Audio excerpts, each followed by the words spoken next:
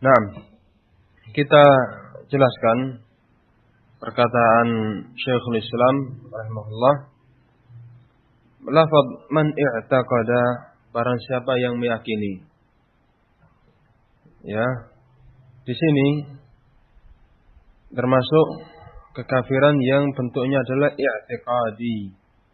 Ini adalah jenis kekafiran i'tiqad, keyakinan. Yang mana sebagaimana telah kita sampaikan bahwa amalan kekafiran itu ada yang berupa keyakinan, ada yang berupa ucapan, atau berupa amalan. Tidak semua kekafiran itu harus diyakini. Karena ada yang jenisnya itu dari keyakinan, ada yang jenisnya dari ucapan, ada yang jenisnya dari perbuatan anggota badan, ada yang jenisnya itu berupa keraguan-raguan. Apakah Allah Subhanahu wa taala itu adalah Rabb ataukah bukan? Apakah Allah taala itu sebagai sesembahan ataukah bukan? Apakah Muhammad sallallahu alaihi wasallam itu rasul ataukah bukan? Ragu akan kerasulan Rasulullah sallallahu alaihi wasallam. Maka ini adalah kekafiran. Tidak harus kekafiran itu berupa i'tiqad. Ada yang mencela Allah, mencela Rasulullah sallallahu alaihi wasallam. Ketika ditanya, "Kenapa? Saya hanya bercanda. Ini hanyalah guyonan saja." Pelakunya telah kafir. Karena perkara ini mencela Allah taala dan Rasulnya ini tidak harus diyakini walaupun orangnya tidak meyakini demikian. Tujuannya hanyalah bercanda. Qul abillahi wa rasulihi wa ayatihi kuntum tastahzi'un la ta'tadiru qad kafartum ba'da imanikum. Katakanlah ya Muhammad, apakah terhadap Allah dan Rasulnya dan terhadap ayat-ayatnya kalian mengolok-olok? Jangan minta maaf, jangan minta udzur. Kalian telah kafir setelah keimanan kalian. Yakni walaupun pelakunya hanyalah bercanda, hanya mengisi waktu untuk bicara, bagaimana dalam asbabun nuzul hadis ini. Rasulullah sallallahu alaihi wasallam dikatakan oleh Allah Subhanahu wa taala mengatakan la ta'tadiru, jangan kalian minta udzur. Jangan kalian minta keringanan. Ini menunjukkan bahwa mencela Allah, mencela Rasulullah sallallahu alaihi wasallam tidak harus disertai dengan keyakinan. Ini adalah kekufuran kepada Allah Subhanahu wa taala. Demikian juga misal bersujud kepada selain Allah Subhanahu wa taala. Walaupun tidak ada keyakinan dalam kalbunya, akan tapi perbuatan ini adalah perbuatan kafiran. Wajib untuk bertaubat pada Allah Subhanahu wa taala. Nah, adapun perkara ini man i'taqada, ini adalah kufur secara i'tiqad, secara keyakinan. Berkeyakinan apa? Bahwa sebagian manusia boleh bagi dia keluar dari syariatnya Muhammad sallallahu alaihi wasallam. Terbebaskan dari syariat, terbebaskan dari hukum-hukum. Hanya sebatas keyakinan saja. Dia telah kafir. Walaupun tidak mengamalkan. Walaupun dia sendiri tidak melakukan hal yang demikian. Tetap mengamalkan syariat. Tetap tidak meninggalkan syariat. Tapi meyakini ada yang boleh keluar dari syariat. Walaupun orang lain, bukan dirinya sendiri. Hanya sebatas keyakinan, maka ini adalah perbuatan kufur pada Allah Subhanahu wa taala. Kenapa ini perbuatan kufur pada Allah Subhanahu wa taala? Karena keyakinan yang demikian ini merupakan suatu bentuk takdzib, pengingkaran atau pendustaan terhadap Allah Subhanahu wa taala dan Rasulnya. Ini merupakan bentuk takdzib, pengingkaran. Sehingga apa manfaat atau hikmah dari Alkitab wa Sunnah diturunkan Al-Quran dan Sunnah? Apa hikmahnya kalau seorang membolehkan dirinya atau meyakini bahwa sebagian orang lain boleh keluar dari syariat? Apa hikmah dari wahyu? Maka ini merupakan suatu bentuk takdzib, merupakan bentuk pendustaan terhadap Allah Subhanahu wa taala. Nah, man i'taqada, barang siapa yang berkeyakinan bahwa sebagian manusia boleh keluar dari syariat. Bagaimana kita tahu seseorang meyakini hal yang demikian? Kita mengetahuinya dengan penjelasan dia, dengan apa yang dia kemukakan. Ya, seorang apabila mempunyai suatu keyakinan, mau tidak mau pada suatu saat, pada waktu-waktu tertentu, dia akan mengungkapkannya. Walaupun tidak diungkapkan kepada semua orang, pasti dia akan mengungkapkannya. Kita ketahui keyakinan ini dari apa yang dia kemukakan. Yang mana itu merupakan suatu bentuk ungkapan akidah dia, keyakinan dia yang batil tersebut. Maka barakallahu fikum,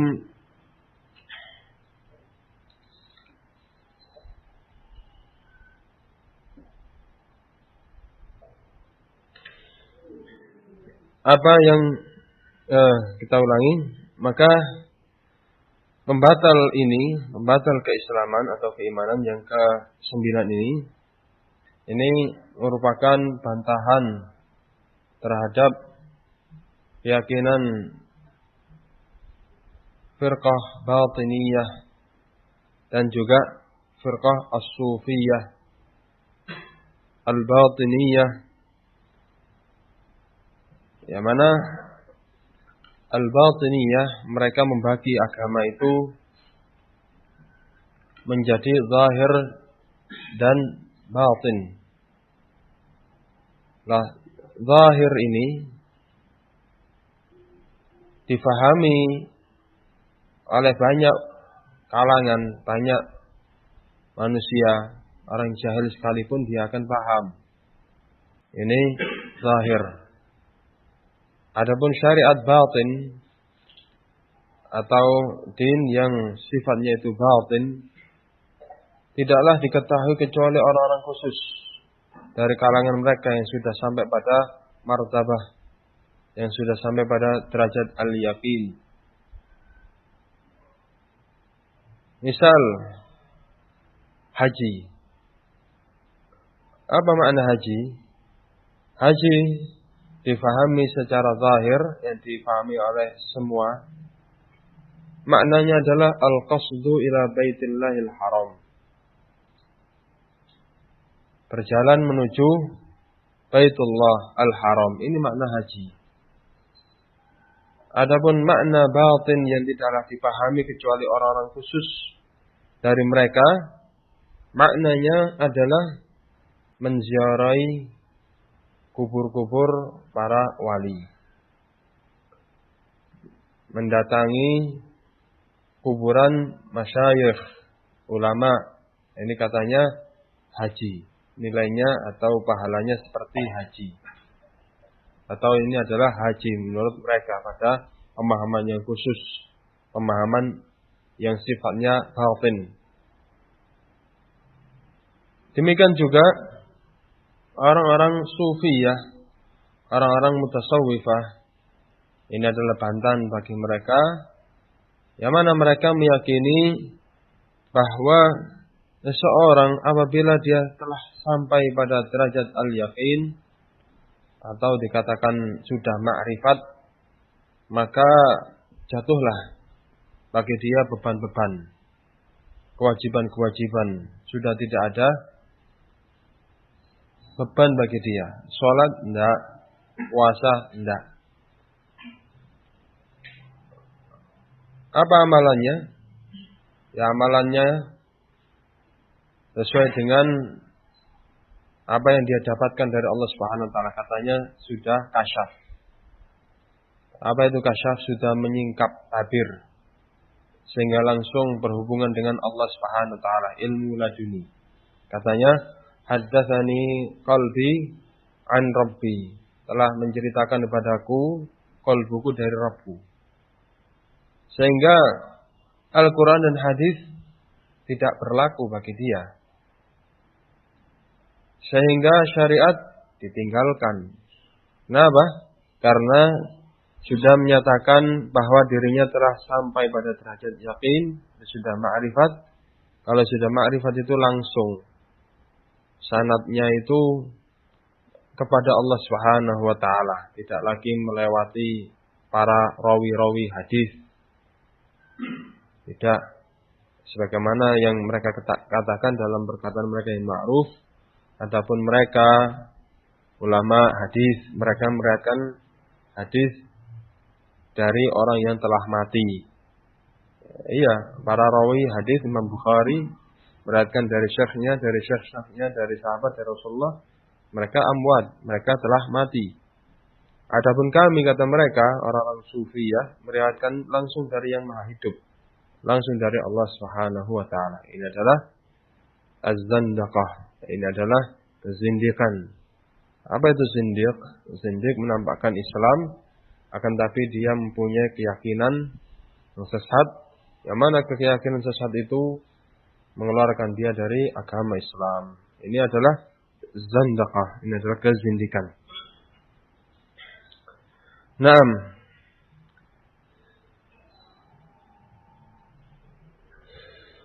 Man i'taqada anna ba'dhan nasa yas'uhu al-khuruja an syariati Muhammad. Barang siapa yang berkeyakinan bahwa sebagian manusia boleh keluar dari syariat Muhammad sallallahu alaihi wasallam, sebagaimana yang telah kita sebutkan tadi contohnya, yaitu dari kalangan firqah batiniyah, dari kalangan firqah mutasawwifah, menyatakan atau meyakini sebagian orang boleh keluar dari syariatnya Nabi Muhammad SAW karena din mereka bagi menjadi zahir dan batin. Zahir yaitu apa yang ada dalam Al-Quran dan Sunnah, makna yang difahami. Adapun batin itu makna khusus yang tidak dipahami kecuali orang-orang yang terkhusus juga. Dan juga apa yang dipahami oleh orang-orang sufiyah, apabila telah sampai pada derajat ma'rifat, maka jatuhlah at-takalif, beban-beban kewajiban syariat jatuh. Lah barakallahu fikum.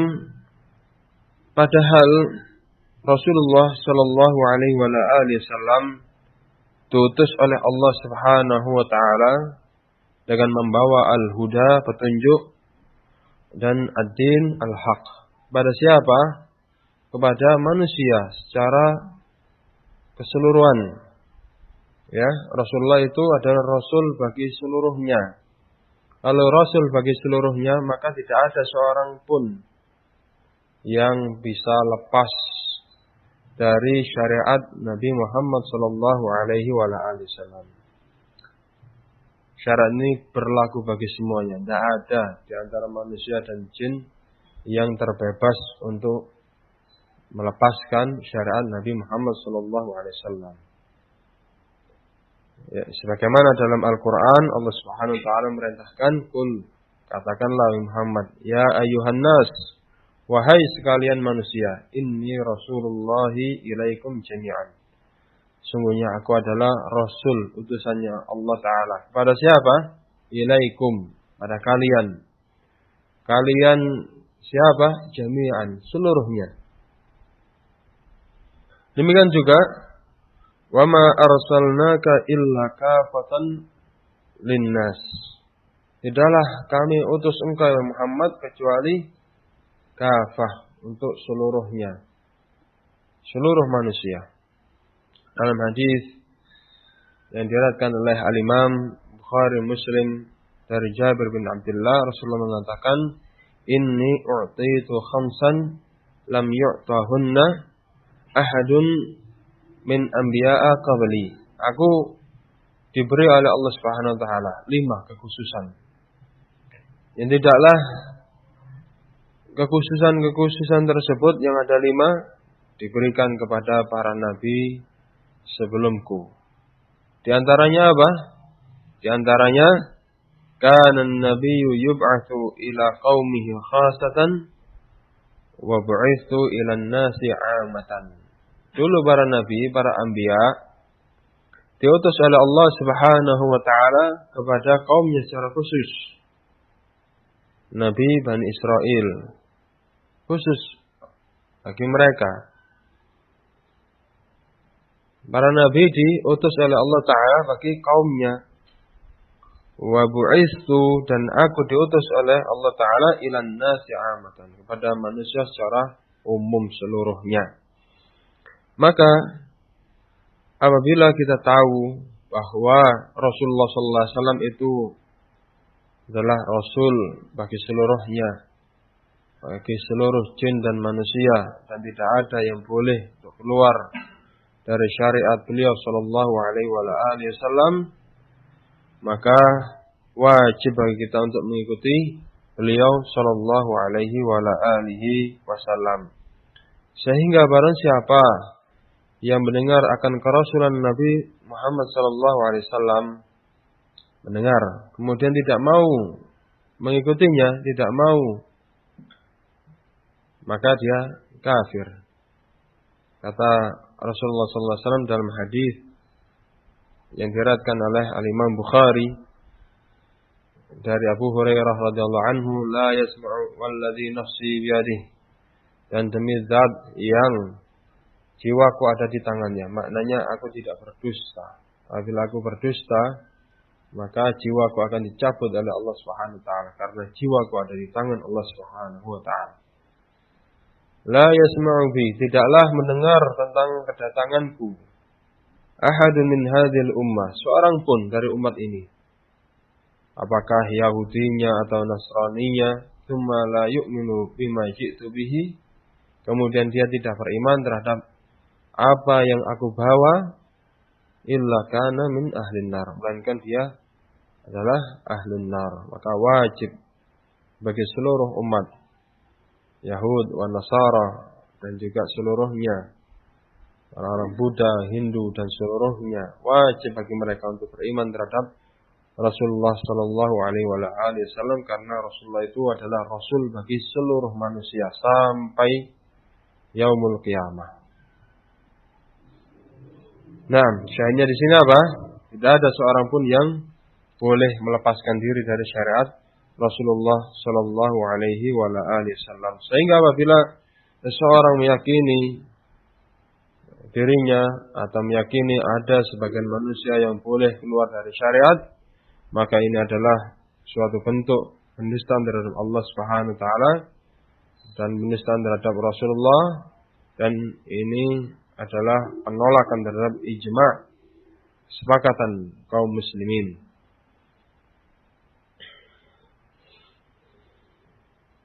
Kemudian demikian juga yang masuk dalam perkara ini, barang siapa yang meyakini sebagian manusia boleh keluar dari syariatnya Nabi sallallahu alaihi wasallam, masuk dalam perkara ini adalah al-ilmaniyun, yaitu orang-orang sekuler. Ya, walaupun ini bukan mengkafirkan secara perorangan, individu, engkau telah kafir atau fulan telah kafir. Nah, ini beda lagi. Ini pembahasan kita adalah suatu amalan yang membuat seseorang kufur, kafir terhadap Allah Subhanahu wa taala, menyebabkan dia murtad, keluar dari agama Islam. Yang dibahas di sini bukan membahasnya itu memvonis fulan kafir, bukan. Adapun memvonis seorang fulan kafir itu harus ditegakkan di sana hujjah dan harus memenuhi berbagai macam syarat-syarat dan harus hilang penghalang-penghalang kekufuran tersebut, yang mana banyak di antara mereka yang melakukan demikian dalam keadaan jahil, tidak mengerti, maka ini adalah penghalang dari vonis kekafiran tersebut. Yang kita bahas adalah amalan yang menyebabkan seseorang keluar dari agama Islam, bukan mempelajari, memponis fulan kafir atau fulan telah murtad. Maka barakallahu fikum, bukan di sini yang kita bahas. Tetapi kita membahas amalan yang menyebabkan seseorang itu keluar dari kekafiran, keluar dari keislaman. Baik, kita lanjutkan. Masuk dalam perkara ini yakni al-ilmaniyun, orang-orang sekuler. Apa itu orang-orang sekuler? Yakni mereka yang mengatakan bahwa agama itu di masjid. Adapun perkara siasah, perkara politik tidak boleh disangkut pautkan dengan agama. Maka makna dari faham ini berarti membolehkan seseorang keluar dari syariat Nabi Muhammad sallallahu alaihi wasallam. Ya, yang mana agama itu jangan dibahas di arena politik. Membahas agama itu di masjid, di mimbar-mimbar, di muhadharah-muhadharah, pengajian. Adapun perkara siasah, politik jangan disangkut pautkan dengan agama. Nah, ini adalah suatu bentuk kekafiran. Kemudian masuk juga dalam perkara ini, yakni mereka-mereka yang mengatakan bahwa syariat ini sudah tidak relevan, tidak sesuai dengan zaman, tidak sejalan dengan kemajuan teknologi. Syariat ini diterapkan pada zaman dahulu, masih zaman onta, adapun sekarang sudah zaman pesawat, sudah tidak bisa diterapkan. Nah, ini berarti apa? Makna dari perkataan ini membolehkan untuk keluar dari syariat Nabi Muhammad sallallahu alaihi wasallam. Hati-hati, ini adalah amalan atau perkataan kufur kepada Allah Subhanahu wa taala. Penistaan terhadap Allah Subhanahu wa taala.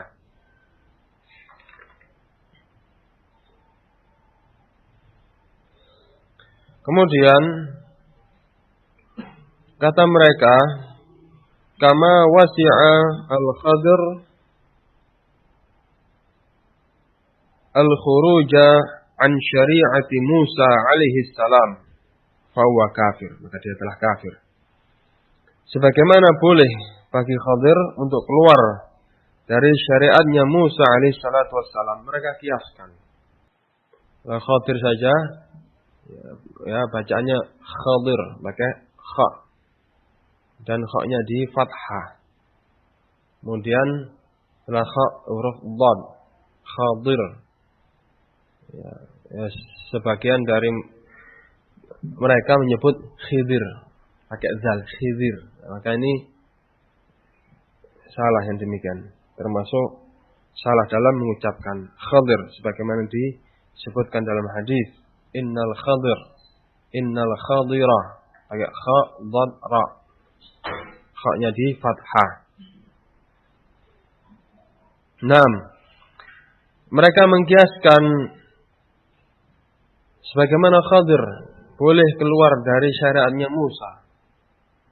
Kalau Khadir saja boleh keluar dari syariatnya Musa dan dia adalah umatnya Nabi Musa, maka sebagian umat dari umatnya Muhammad sallallahu alaihi wasallam boleh keluar dari syariat beliau sallallahu alaihi wasallam.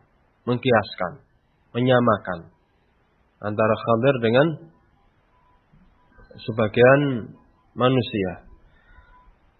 Nah, bagaimana bantahannya? Yang pertama, bahwa Khadir itu adalah nabi. Ini menurut pendapat yang lebih kuat, pendapat yang lebih benar, bahwa Khadir adalah nabi. bukan orang saleh. Kalau nabi berarti ya bukan umatnya Musa. Kalau nabi berarti dia mempunyai ajaran sendiri, ya tentunya tidak sama dengan ajarannya Musa. Dari sini jelas. Bagaimana dikiaskan seseorang dengan Khadir? Khadir itu bukan umatnya Musa. Dia adalah nabi dan Musa adalah nabi. Dalilnya adalah hadis Ibnu Abbas radhiyallahu anhu. Kata Rasulullah sallallahu alaihi wasallam, "Innal Khadira yaqul li Musa," bahwa Khadir mengatakan kepada Musa, "Inni ala ilmin min ilmillah, 'allamanihillah, la ta'lamuhu." Sesungguhnya aku berada di atas ilmu dari Allah Subhanahu wa taala. Berarti apa? Kalau ilmu dari Allah, wahyu. Siapa yang mendapatkan wahyu kalau bukan nabi? Tidaklah mendapatkan wahyu kecuali dia nabi, rasul. 'Allamanihillah, yang Allah Subhanahu wa taala telah mengajari aku ilmu tersebut. La ta'lamuhu, engkau Musa tidak mengetahuinya. Ya, maka dari sini jelas bahwa Khadir itu adalah nabi, Musa adalah nabi. Ya, demikian juga dalam ayat wa ma fa'altuhu an amri. Wa ma fa'altuhu an amri. Tidaklah aku melakukan yang demikian ini wahai Musa. Ketika Musa mengingkari perbuatan-perbuatan Khadir, yang mana ilmunya enggak sama, maka beda. Kalau menurut syariatnya Musa enggak boleh, kalau menurut syariatnya Khadir ya boleh. Namanya beda. Tak sama ilmunya, enggak sama wahyunya. Kata Khadir radhiyallahu alaihi salatu wassalam, "Wa ma fa'altuhu min amri." Tidaklah aku berbuat yang demikian ini dari diriku sendiri. Kalau bukan dari diriku sendiri berarti dari siapa? Perintah Allah Subhanahu wa taala. Berarti dia adalah nabi menurut pendapat yang lebih benar dari pendapat para ulama.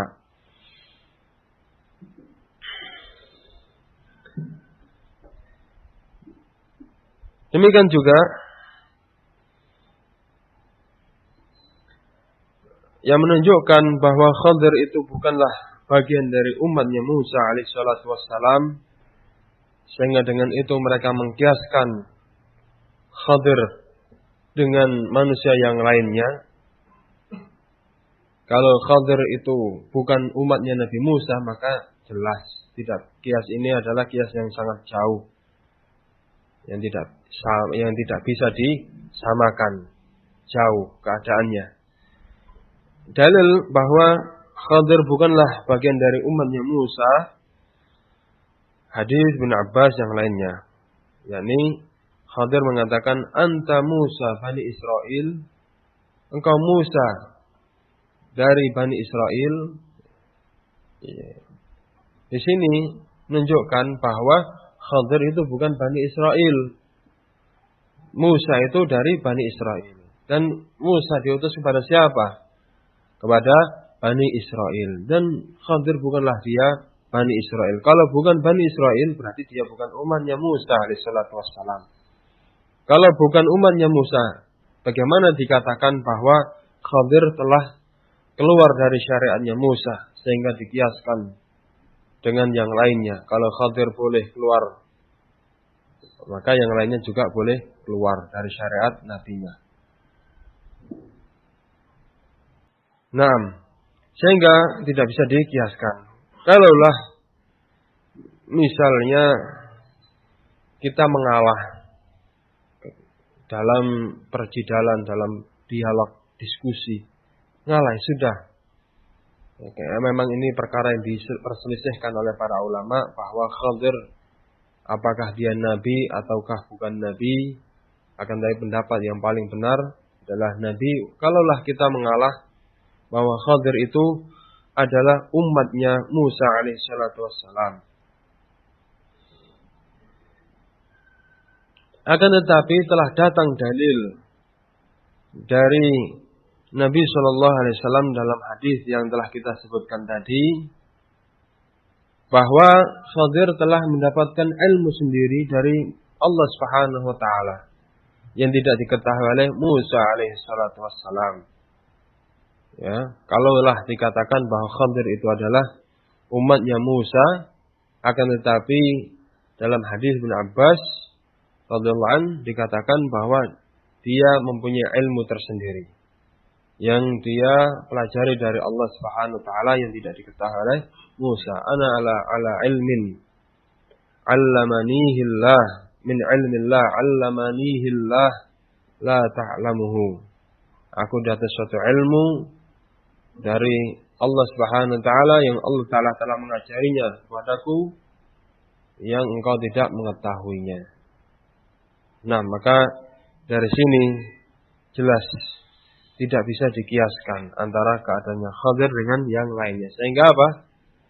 Alhasil di sini kesimpulannya adalah wajib bagi setiap manusia, setiap umat sampai yaumul qiyamah untuk berpegang dengan syariatnya Nabi Muhammad SAW, karena Rasulullah itu diutus kepada manusia seluruhnya sampai yaumul qiyamah. Barang siapa yang menyatakan, meyakini ada yang boleh keluar dari syariatnya Nabi SAW, maka ini adalah pembatal keimanan. Pembatal keimanan karena ini adalah takdzib, pendustaan terhadap Allah Subhanahu wa taala dan Rasulnya. Kemudian pembatal berikutnya al-ashir, yang ke-10, al-i'radu an dinillahi ta'ala, la yata'allamuhu wa la ya'malu bihi. Berpaling dari agama Allah Subhanahu wa taala, tidak mau mempelajarinya dan tidak mau mengamalkannya. Ma'asyiral muslimin wal muslimat rahimakumullah jami'an. Ad-din itu adalah apa yang dibawa oleh Rasulullah sallallahu alaihi wasallam, apakah itu Alkitab ataupun sunnah Rasulullah sallallahu alaihi wasallam. Yang mana ad-din ini ada yang sifatnya adalah usul dan ada yang sifatnya adalah furu'.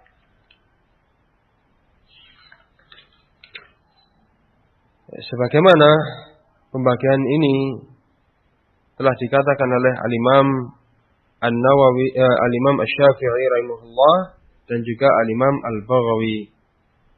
Mereka menyebutkan bahwa din itu usul dan furu'. Apa itu usul? Usul itu adalah ilmu aqidah. Aqidah sahihah yang bersih dari kesyirikan, bersih dari sembahan kepada selain Allah Subhanahu wa taala, keyakinan kepada selain Allah Subhanahu wa taala. Aqidah tauhid. Ini adalah ilmu usul, dan ilmu-ilmu yang lainnya yang tidaklah sah keimanan seseorang kecuali harus mengetahui ilmu tersebut. Ini ilmu usul. Dan di sana ada ilmu yang sifatnya furu', cabang.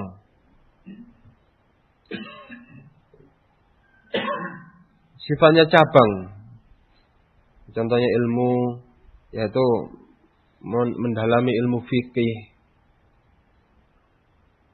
atau ilmu faraid, ilmu waris, atau mempelajari ilmu tafsir, mempelajari ilmu mustalahul hadis, ilmu nahwu, ilmu saraf dan sebagainya. Ya, ini adalah furu'. Adapun usulnya adalah akidah dan tauhid dan apa saja yang berkaitan dengan keimanan yang tidaklah benar sah keimanan tersebut kecuali dengan mempelajarinya. Maka ini adalah usul. Maka ilmu atau al-i'rad di sini yang dia adalah pembatal keimanan, yakni apabila seseorang meninggalkan dari mempelajari ilmu usul, tidak mempelajari tauhid, tidak mempelajari al-aqidah, tidak mempelajari apa-apa yang harus diketahui yang berkaitan dengan benarnya keimanan dia. Sudah azan ya? Azan dulu.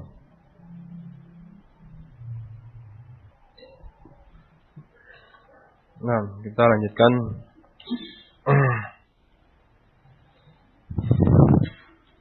Tadi kita telah menyebutkan bahwa ilmu ada yang usul dan ada yang furu'.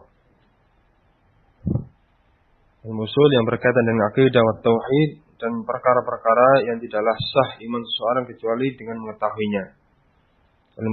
Ilmu furu' yaitu yang berkaitan dengan ilmu yang sifatnya tidak wajib. Ya, misalnya ilmu mustalah, ilmu nahwu, ilmu dan sebagainya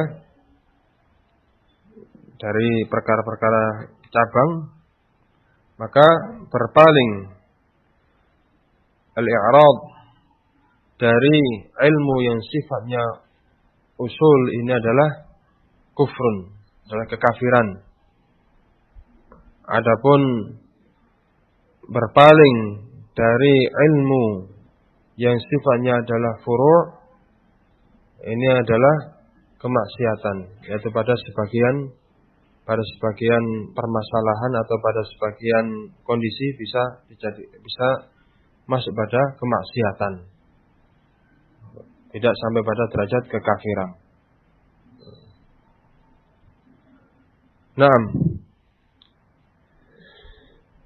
Jadi, ma'asyiral muslimin rahimakumullah jami'an, seseorang yang berpaling dari agama tidak padahal Allah Subhanahu wa taala mengatakan atau Rasulullah sallallahu alaihi wasallam mengatakan talabul ilmi fardhatun ala kulli muslimin. Menuntut ilmu adalah suatu fardhah, kewajiban bagi setiap muslim. Ya, ada menuntut ilmu yang sifatnya wajib, mempelajari tauhid wal aqidah dan apa saja yang berkaitan dengan keimanan yang tidaklah sah kecuali dengan mengetahuinya. Ini sifatnya wajib. Adapun selain itu adalah mustahab, adalah sunnah.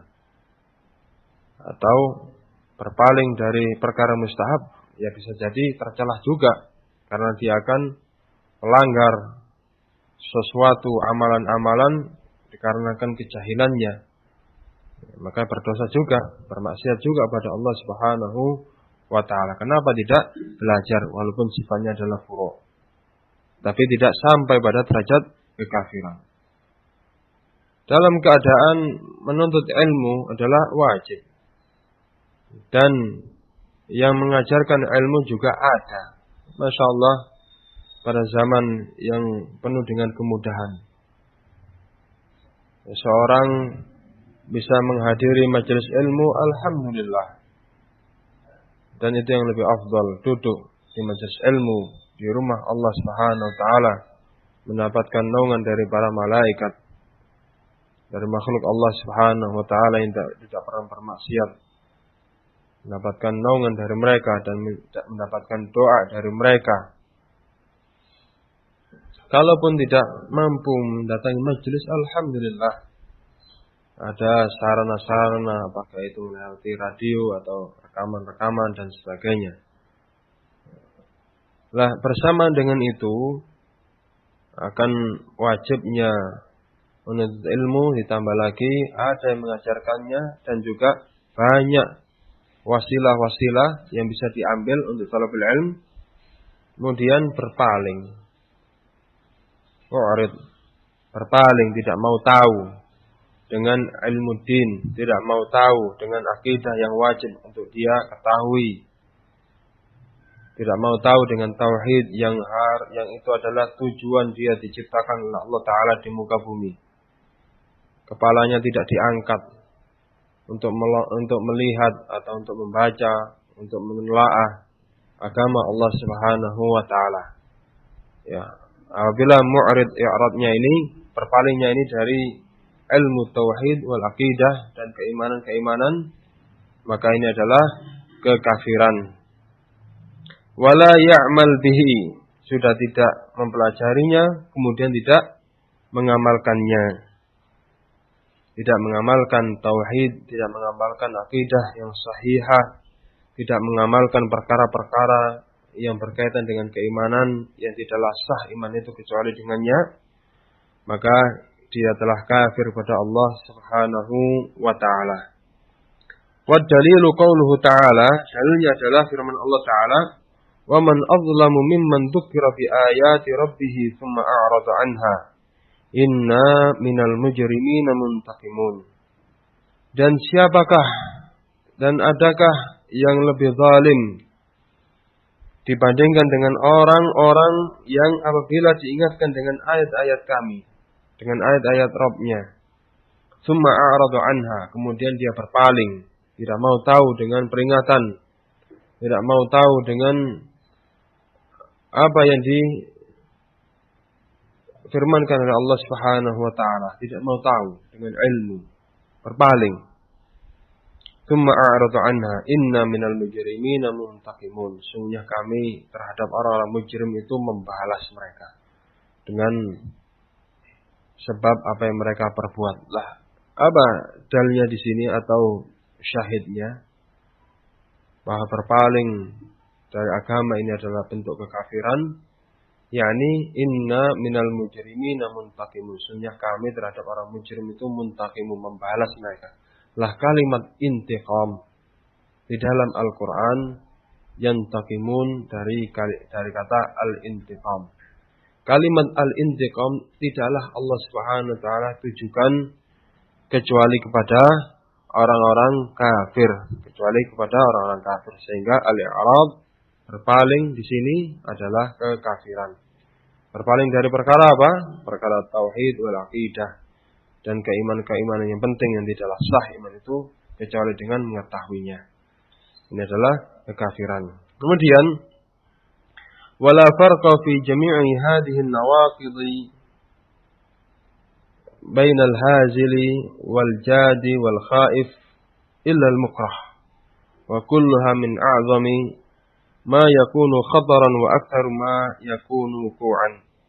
Tidak ada bedanya pada seluruh pembatal-pembatal ini, ya, dari 1 sampai 10, tidak ada bedanya apakah diperbuat dikarenakan bersendau gurau, ya, karena bercanda, ataukah serius, ataukah dalam keadaan takut, sama saja. 10 pembatal ini tidak ada bedanya. Apabila dilakukan seseorang maka dia telah kafir. Tidak dibedakan antara yang bercanda atau yang serius ataukah yang takut, illal mukrah, kecuali orang yang terpaksa, harus, ya, dipaksa untuk kafir karena terancam jiwanya, terancam keluarganya. Wa kulluha min a'zami ma yakunu khataran, maka seluruhnya pembatal-pembatal keimanan ini merupakan bagian dari apa-apa yang berbahaya. Ya, ini merupakan di antara perkara-perkara yang terbesar, yang di antara perkara-perkara bahayanya yang terbesar, karena ancamannya adalah kekafiran dan kekal di neraka. Wa aktsaru ma yakunu wuqu'an, dan ini adalah perkara di antara perkara yang paling banyak terjadi, sehingga wajib bagi setiap mukmin, setiap muslim untuk menjaga imannya, menjaga Islamnya dari perkara-perkara yang bisa membatalkan keimanan dan keislaman dia. Sehingga barakallahu fikum, ketika seorang itu menjaga keimanannya, dia bertemu kepada Allah Subhanahu wa taala dalam keadaan mukmin, dalam keadaan muslim, dan itu yang diharapkan. Maka barakallahu fikum, kita minta pertolongan kepada Allah Subhanahu wa taala. Ya muqallibal qulub, tsabbit qulubana ala dinik. Ya musarrifal qulub, sarrif qulubana ila ta'atik. Banyak-banyak berdoa kepada Allah Subhanahu wa taala, wahai zat yang membolak-balikkan hati. Kokohkanlah hati kami di atas agamamu. Ya. Dan wahai zat yang memalingkan hati, palingkanlah hatiku untuk menuju ketaatan kepadamu. Sering-sering berdoa kepada Allah Subhanahu wa taala supaya kita istiqamah di atas din, di atas agama Allah Subhanahu wa taala, dan istiqamah sampai Allah Subhanahu wa taala mencabut nyawa kita. Insyaallah taala paragraf yang terakhir ini kita akan bahas lebih lanjut pada pertemuan mendatang. Ilahuna subhanakallahumma hamdika asyhadu an la ilaha illa anta astaghfiruka wa atubu ilaik. Assalamualaikum warahmatullahi wabarakatuh.